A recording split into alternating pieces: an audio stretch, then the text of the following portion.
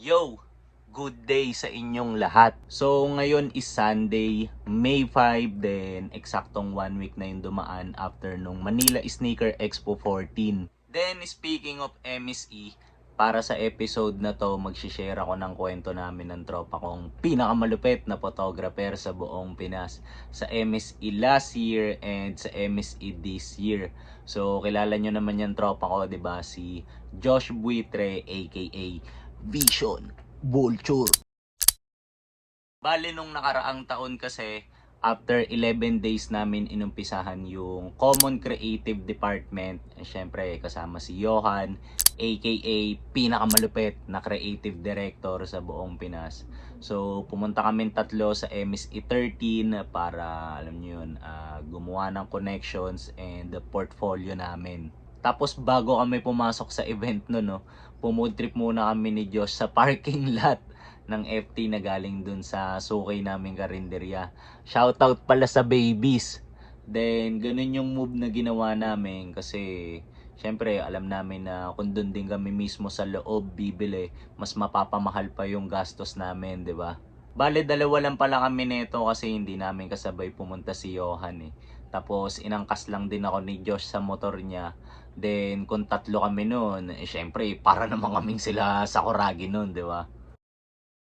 Ito, check nyo yung clips habang kumakain kami, oh. Pinusunsog.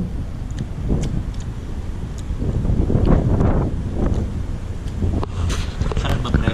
Sarap pre. Ay, nalaan siyang ngayon eh.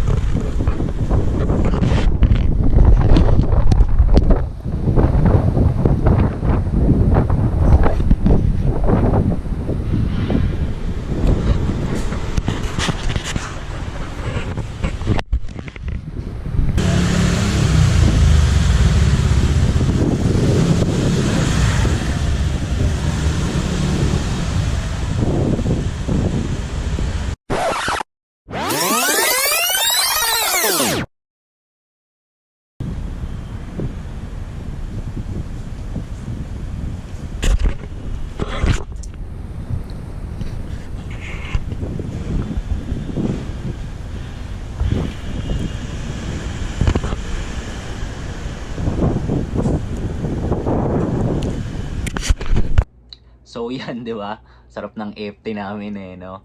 Then, kung napanood mo yung latest upload ko dito sa channel, malamang alam mo na naging part na kami ng media crew for last MEC 14, di ba? So this time, shoutout naman kay Zach, pati kay Sir Ronnie ng Shoe Game Manila. Kaya kung nung last year sa parking lot lang kami kumakain, this year sa backstage na. Check nyo ulit tong video namin, no? Then this time mas maganda kasi kompleto na kami.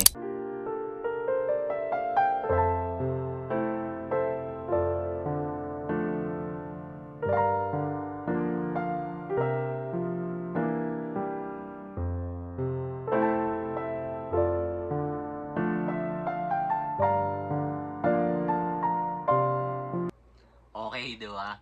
Ang daming nakain ni Josh eh, no? So, kaya ako ginawa tong video na to para anytime pwede naming mabalikan yung experience namin dito. And alam nyo yun, na para ma-appreciate yung progress namin as a crew. Tapos para naman sa personal reason, gusto kong maging reminder to kung saan pa kaya ako dadali ng concept ng streetwear, di ba? Syempre, hindi ko alam kung ano pa yung mga sunod na mangyayari, di ba? Kaya sana samahan nyo lang kami palagi na itong channel ko, mag-grow together. Napaka-corny, no? Then, dito ko na rin tatapusin tong video. So, kung nagustuhan mo yung story, show some love and see you sa next kong upload.